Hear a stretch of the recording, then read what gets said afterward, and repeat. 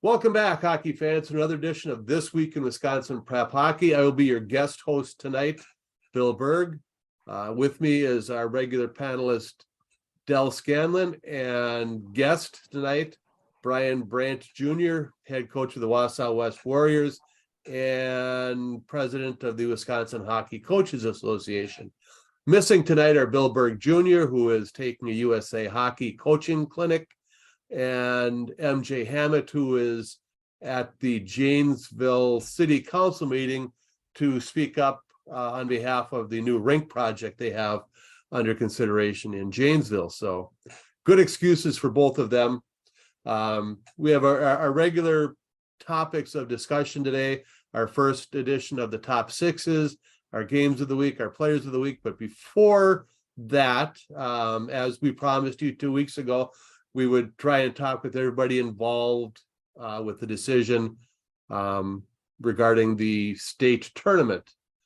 And I think I speak for a lot of people when saying that any decision that didn't start out with, we have a 10-year agreement with the Resch Center, is going to be a disappointment to most people. So that didn't happen. So we now know that a 2-year agreement with the Capitol Ice Center in Middleton.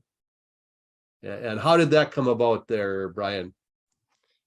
Well, it actually was quite a process. I think LeVar Ridgway with the WIA was very open with this process, knowing that the feedback from the Coaches Association was we wanted to get out of the Alliant. And I think for a lot of reasons, I think from an attendance perspective, I think from just it's a hockey arena only for a few days a year.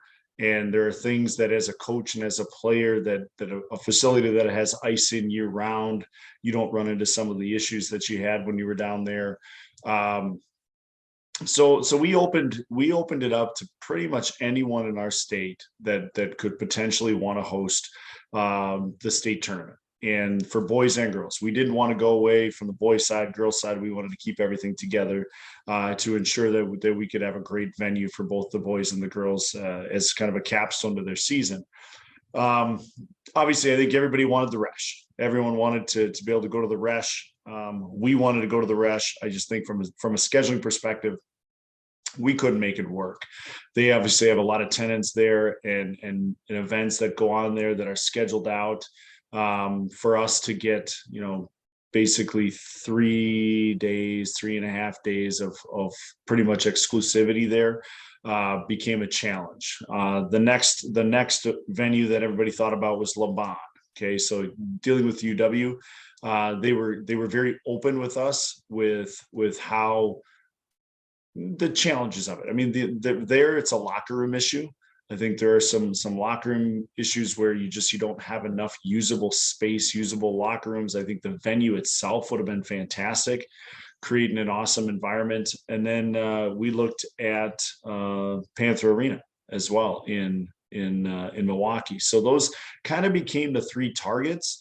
And then Panther Arena was really willing to work with us with some stuff, but they ultimately have some scheduling issues. They have the Admirals there. They've got a whole bunch of other tenants that are there that they were willing to work around. We just couldn't make it work in this short term, knowing we wanted to get out of this. So I think with LeVar being so open, we explored every WIAC arena that we had, from UWSP to Eau Claire to Superior to River Falls. There's so many cool arenas here that could potentially host it.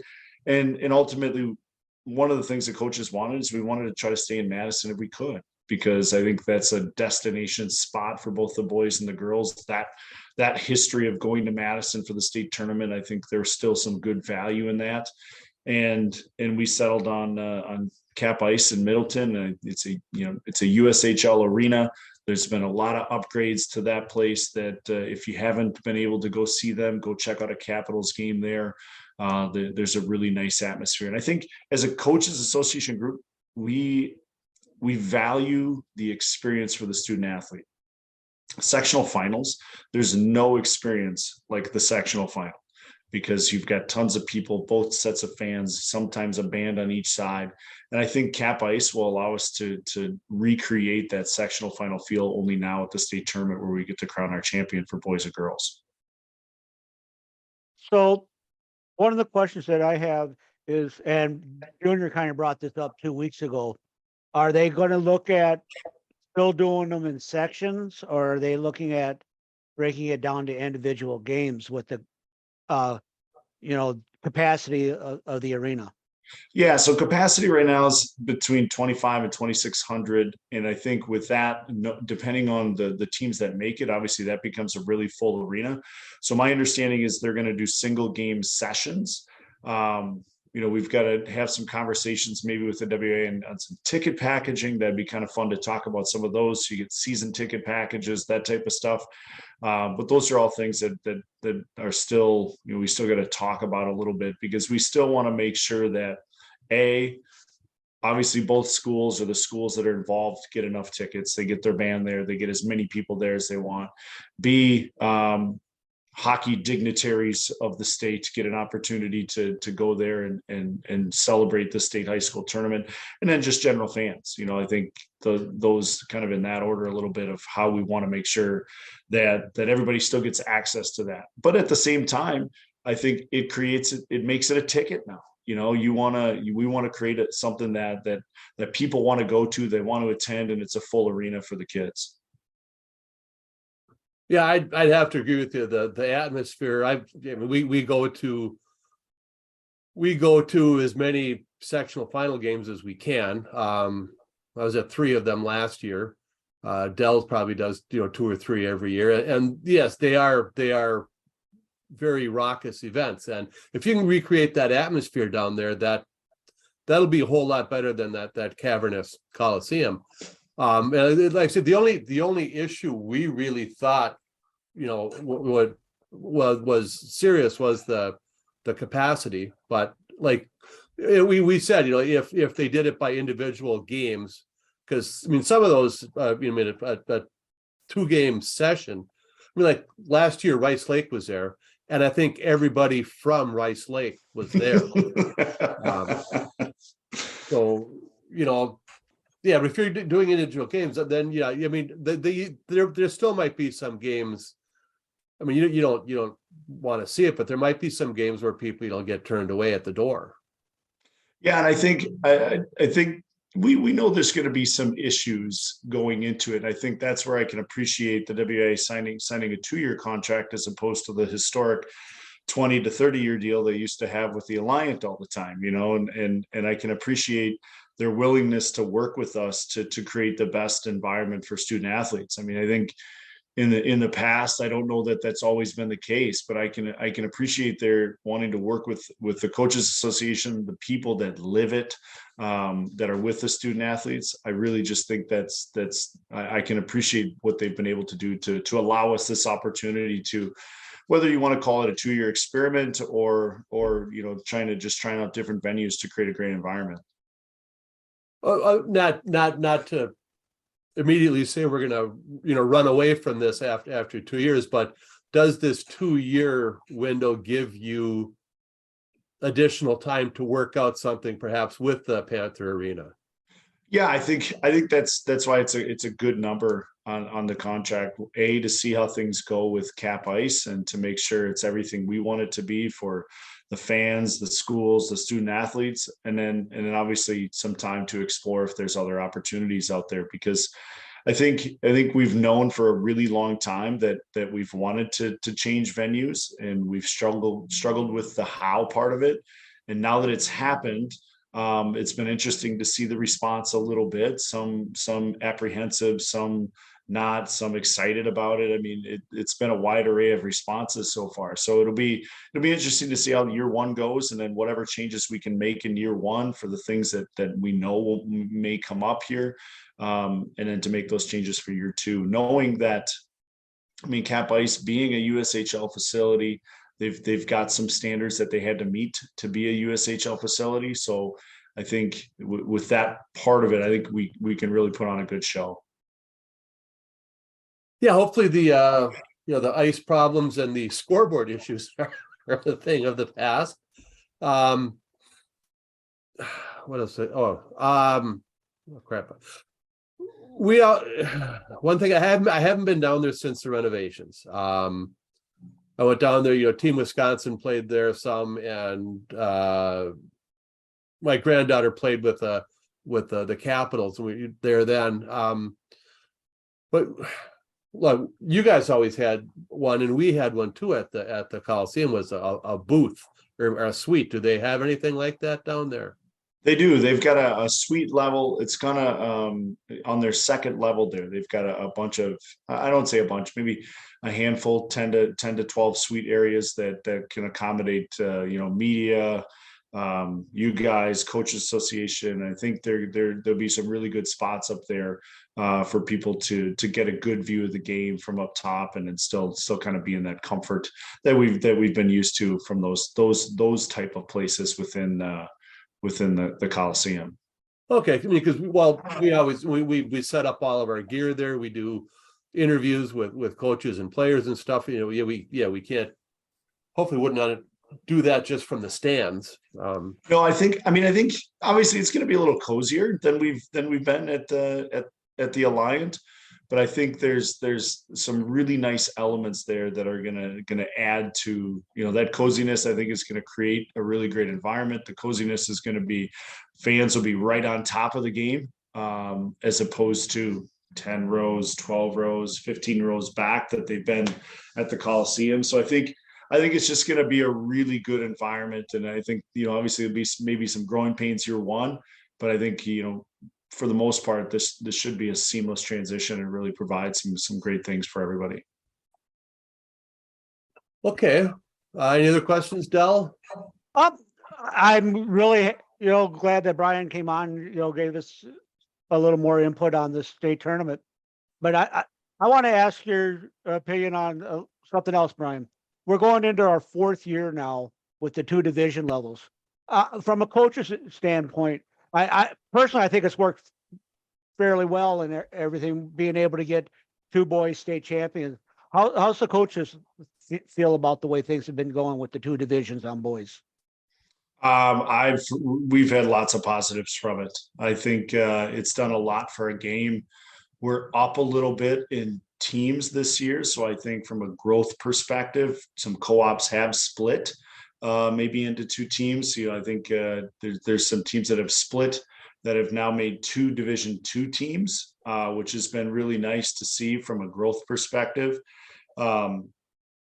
I think, if there's a place where we can grow our game a little bit further now, I think that's where the growth comes. Is we love the two division model as a coaches association, and now it's a matter of, can we create an 8 and a 4 state tournament? How do we get that? What does that look like? So we solved, in our minds, we've kind of solved the venue issue. And now, just like any organization, you've got a next topic you want to dive into. And I think some of those things might come to the forefront here as we look at, does the venue dictate that? But from the two division perspective, I think it's been great for our game. I think you've seen some different teams down there, different communities down there that get to experience Madison for some for the first time, and for some maybe it's just they haven't been there in a long time to give them that opportunity to get there. Yeah, we talked. Bill and I covered a lot of the Division II games and teams, and we talked to coaches from outside, and the Division II coaches obviously just love it, having the getting to go to a state tournament, because it gives their season meaning. Because we talked to Somerset and Amory and teams from over there. Well, they always had Hudson or Eau Claire Memorial. No, you guys aren't going to a state tournament. We got Hudson and Eau Claire Memorial over here, and if somebody's going to knock them off, it's it's going to be Chippewa Falls or Eau Claire North. It's not going to be Somerset. And yes, those teams, those schools have actually taken the model that a lot of the Division I teams that playing teams from around the state. They're playing more Division II teams from around the state to seeing how different teams look and different style of hockey that they play in. Yeah, the Division II teams are really altering their schedules to play more a Division II regular season. Well, I think that's kind of where we're at with it. We're finally like year one, year two, your schedules are kind of set from the previous couple of years. And now that we all understand, there's a little fluctuation between the D1 and D2 teams, but not much. So that you can establish your schedule. I mean, that's the biggest thing as a coach going into a seating meeting, because the seating meeting, while we are still doing the seating ourselves as coaches, and then that's one of the things we express with the WIA is we would like to continue that, because we as coaches feel like we get it right. To have those games with your sectional opponents, to make sure the D2 schools are playing the D2 schools, so they've got some head-to-head going into that. Obviously, you can sprinkle in D1, D2 mix throughout the year for all programs. But I think that perspective has, now that we're in year 4 with it, I think it's really helped set that in and figure out, the details of how you build your schedule to make sure you're going into a seating meeting with enough evidence to validate wherever you should be seated. Yeah, you mentioned the co-ops splitting. We welcomed Spooner back this year. Spooner had a team way back. Dan Bauer was their coach even when my younger son, was a player. We even played over in Spooner. But they were part of the Northwest Iceman Co-op for a number of years, and now they are back as their own team, which moved Marshfield up from Division II to Division I. So they stay in your Wisconsin Valley Conference in terms of playoffs now. But yeah, it's good. I think that's the first. Well, no, we got a couple. We got a couple back. Was it 2 years ago? The Shawano co-op came back. Pacelli came back. Yep. So yeah, it's good. Yeah, I think it is good. I mean, I think you'll see there may be one or two other co-ops that break up a little bit here as they release some bigger schools from their co-op that maybe keep them Division I, that can drop them to Division II. I think you'll see some of that coming too. I think there's some jockeying there, and I think those are allow us for more teams, and I think that right there, allowing us for more teams, helps the argument to go to an 8 and a 4. I think that right there helps us get to our goal of an 8 and a 4 state tournament on the boys side, and if we can facilitate that, and the 2 divisions is the driver for it, I mean, I think it's doing its job. Thank you. One other thing, do you think this season changes every year? 1 year will be like the prolific scorers are going to lead the charge, and 1 year is going to be the dominating goalies. What are you seeing on the boys' side this year? Well, that's a good question, Dal, because we've seen it both ways so far through our game schedule right now. I think I would have to say right now scoring is dominating. I think right now the way the game is played, the way the offenses are taught, the way puck possession has become and changed so much, I think you're seeing more goals scored. I mean, just within our program, we've scored more goals, but we've also given up more goals than we have in years past, just because of the way the game's played and the high octane end-to-end kind of track meet like gas pedal that guys want to go on. So I think right now, if last year was a goalie year, I think this year maybe flipped the other way. Okay, well, we did our first. I guess we'll let you go before we talk about our top sixes, because you guys didn't make it. Hey, you know what? I can live with that. I can tell you who D1 number 1 it should be. So they're. If I wasn't committed to something else on Saturday, I would be over in Green Bay Saturday night to watch Hudson and Notre Dame play. That's going to be an outstanding matchup. Yeah. Okay. Any other questions, Del? Oh, thanks, Brian. Yeah, you're welcome, guys. Thanks for having us. And seriously, thanks for what you guys do for us. I think having your site and the content and the ability to keep track of stats and live scoring and some of the things that we've dipped into a little bit different for us this year. We don't get to say thank you enough. So I do appreciate everything you guys do for high school hockey. One Well, last quick we question have for you, fun doing it. Brian. One quick question for you. I noticed some of the teams on one of the girls' teams, their player of the game gets to wear the cowboy hat until their next game. RWD has started a thing where they have a chain with a puck on it for their players of the game. Does Wausau West have something like that going on? We do. We've traditionally done the hard hat. We love the hard hat. It's awarded to the player of the game, and it's interesting because the guy who has the hard hat gets to pick the next one.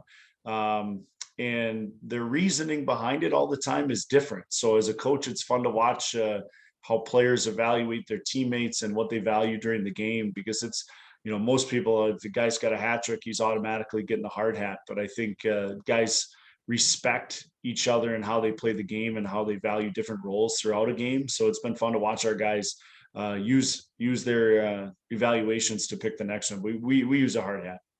Okay, we were Bill and I were at your game. Well, we talked to you there. Who got the hard hat from your game on Saturday?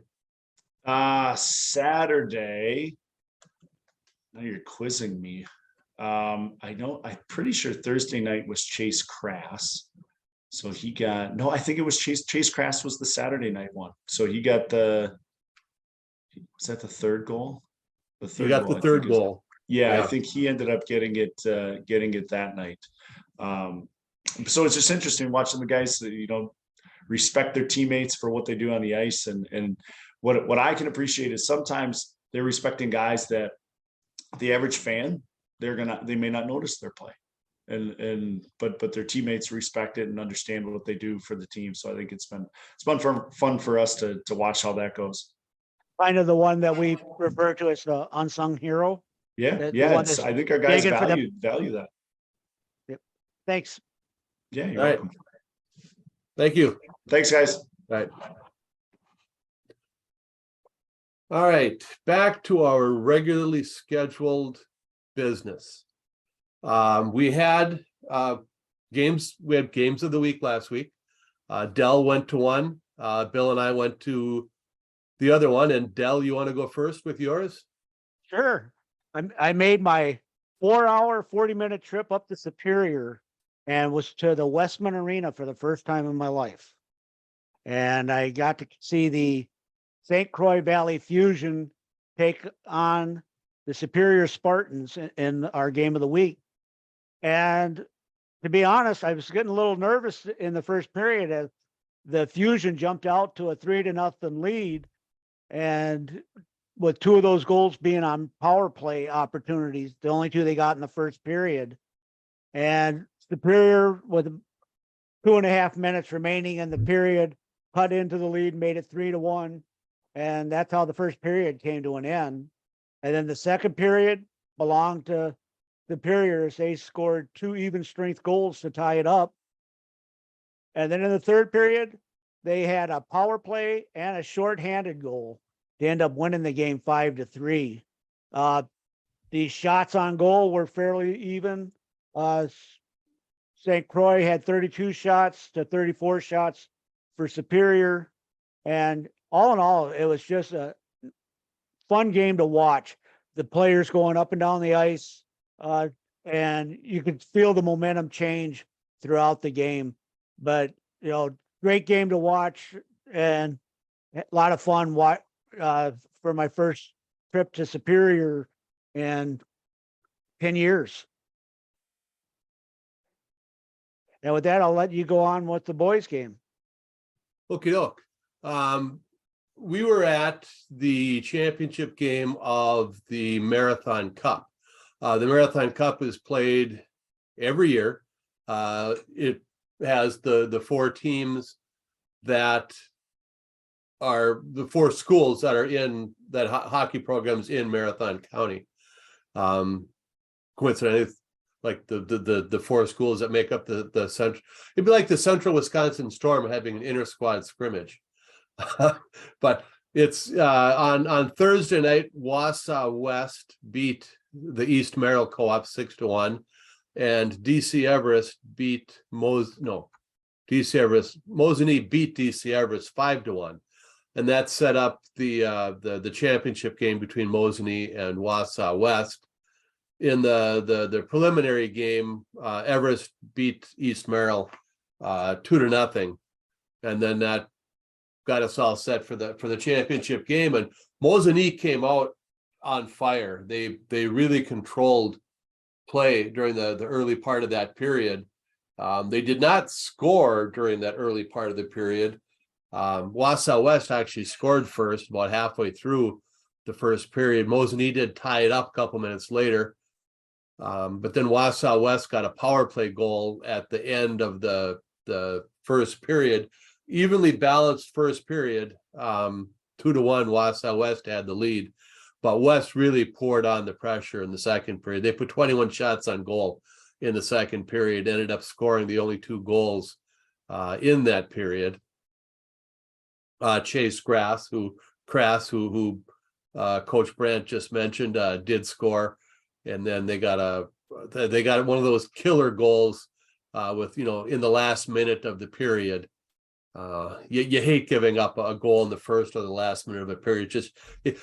Coach is already starting to think what he's going to say in the locker room and stuff. Then you give up a goal in the last minute. It just changes everything. But it was a good, fast-paced game, hard-hitting game. Very physical, a lot of contact out there, but only 2 penalties by each team. 1 power play goal. But it was a fun game. Mosinee. Yeah, the shots ended up being 41 by West and 35 by Mosinee. So they put the pressure on. They just couldn't score again after that first one that they got. So Wausau West hangs on to the Marathon Cup for another season. That'll take us to our players of the game. Del, do you want to do that, or should I do that? I'll let you do that one. Okay. There's a lot of nominees this week, which is great to see. Yes, it was. In fact, I got it here somewhere. Okay. On the boys' side, our boys' player of the week, our Radisson Madison player of the week, is Conrad Moline from Verona. He had 4 goals and an assist on Thursday for 5 points out of the team's in a 7-4 win over Madison Memorial, and then in a 6-1 win over Sun Prairie, he had a goal and 2 assists. And he was nominated by the Hudson coach. Bill did something different this year on the form that the coaches have for submitting their top 6s also includes a spot to nominate a player of the week. So we got a lot of player of the week nominations this week, like a whole month's worth just for this week.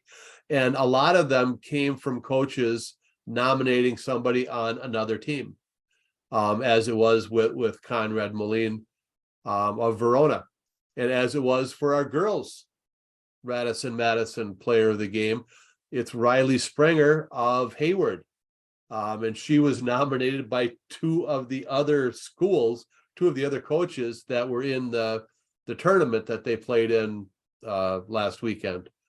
Riley Springer had she had a goal and 2 assists in a 6-0 win over the Eau Claire area Stars. She did not score against USM in that tournament, but she had 3 goals and an assist, involved in all 4 of the goals that Hayward scored in their 4-1 win over the Central Wisconsin Storm at the University School tournament. So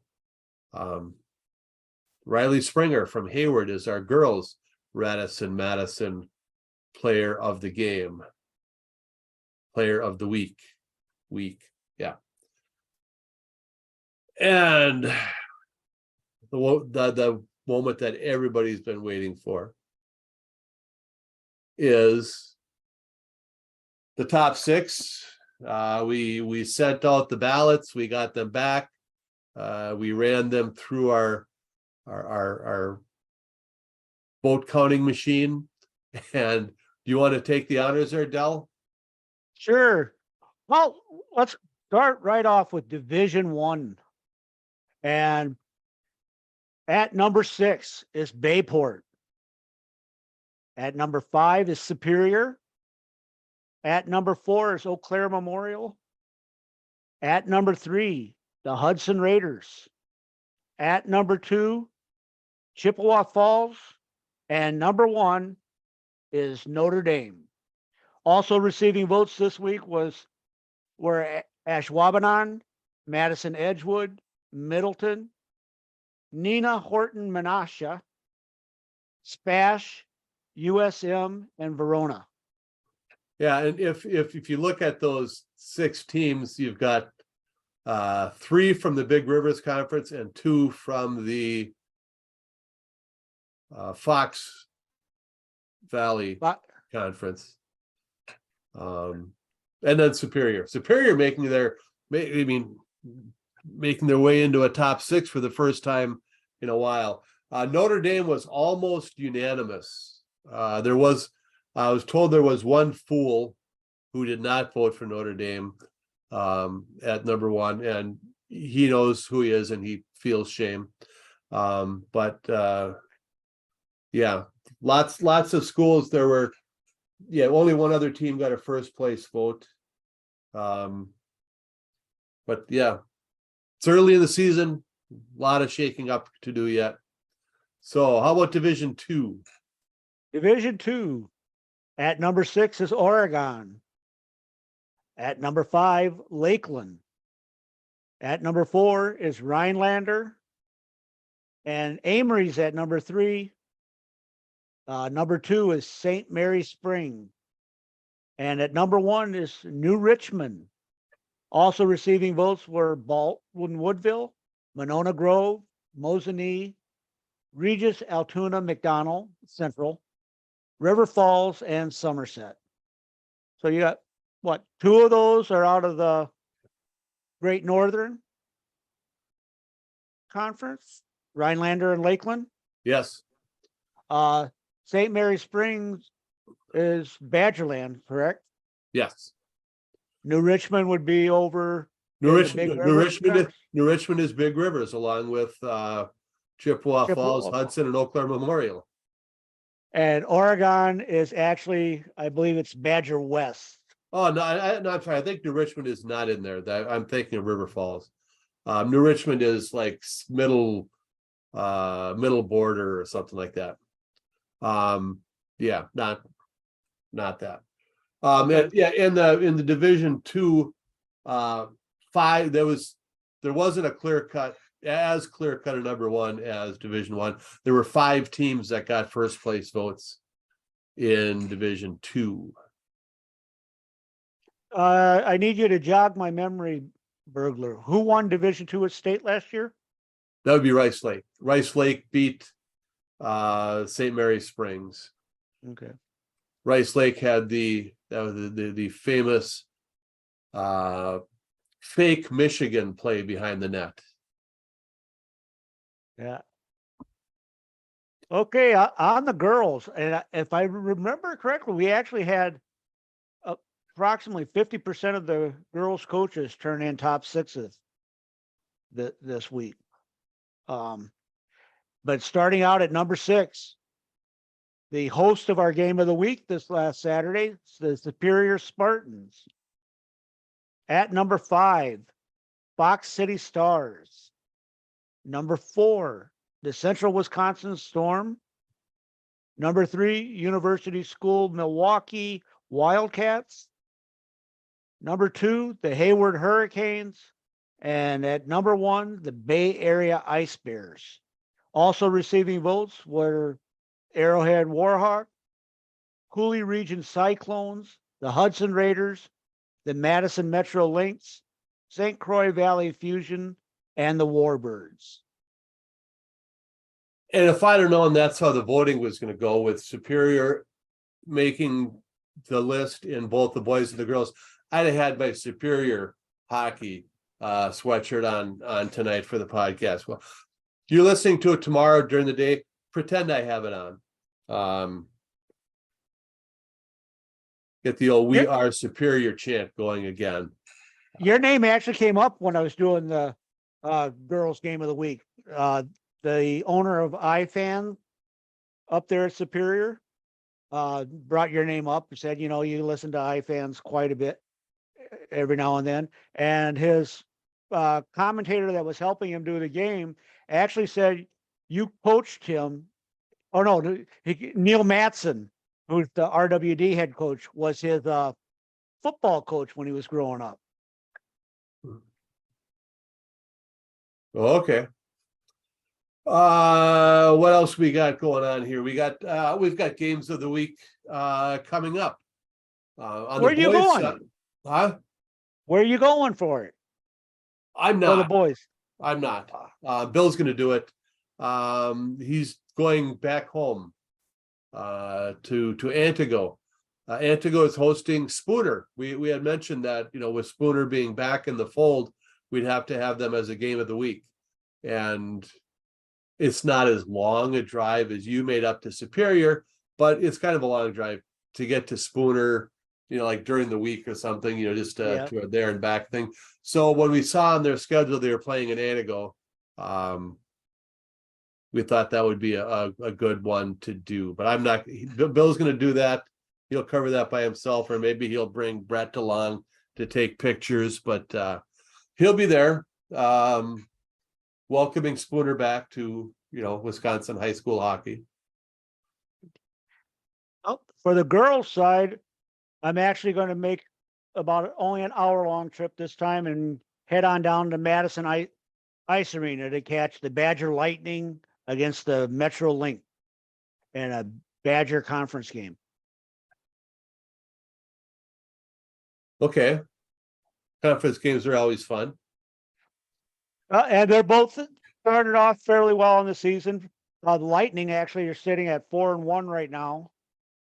Lynx are 3-2, and both are undefeated in conference play. So should be an interesting game. Should be a good game. Well, I don't know if there's much more for us to talk about. We covered we got all our questions answered from Coach Brandt. It is good to know that they'll be selling the tickets individually for the games, not trying to divide. Well, he said 2,600. Maybe that is not trying to divide that between 4 teams. That's good, because we do know that there are. I mean, it's not just the teams. We know from being there every year, there are hockey fans who go to the state tournament every year, whether, you know, they have a team involved or not. I mean, it's not just us. There are other people. Yeah. I mean, when we walk around, you see the same people there every year. I mean, there was always a good contingent of fans from Antigo that I knew that were always there. You know, so it'll be, you want more of that. I mean, we thought about, you know, trying to build our state tournament club, you know, people go to the state tournament every year. Never quite got around to that, but it's still a good idea, and people should go to the state tournament because it's fun. Yep, it is fun. And next week on our podcast, we'll have the head coach from the Rock County Fury coming on, and he's going to actually talk about their awareness game they have going on next week. That's right, because we like to promote those. So if your team is, we'll mention again, if your team has some sort of cancer awareness, any other kind of awareness game, you're doing something special at your game, let us know. We'll promote it, we'll try to cover it, we'll do what we can. And also we started getting a lot of the holiday tournament brackets. We're starting to collect those so we'll get our holiday tournament page set up pretty soon, but we still need more. If your team is involved in a holiday tournament and you have if there's a bracket or a brochure or just a spreadsheet with the bracket on it, with the locations and the teams and the times and the days, send us that. We'll get we set up a holiday tournament page every year, so one place you can go and click and see who's doing what, where, and all that good stuff. Well, Bill, thanks for driving the bus tonight. Yeah, MJ kind of let us know at the last minute that he wasn't going to be here, and that's okay. I think we got by. But anyway, I think you did a fantastic job driving. thank you. Anyway, until next week, keep your stick on the ice, as they say, and we'll be back next week, hopefully with the full crew for this week in Wisconsin prep hockey.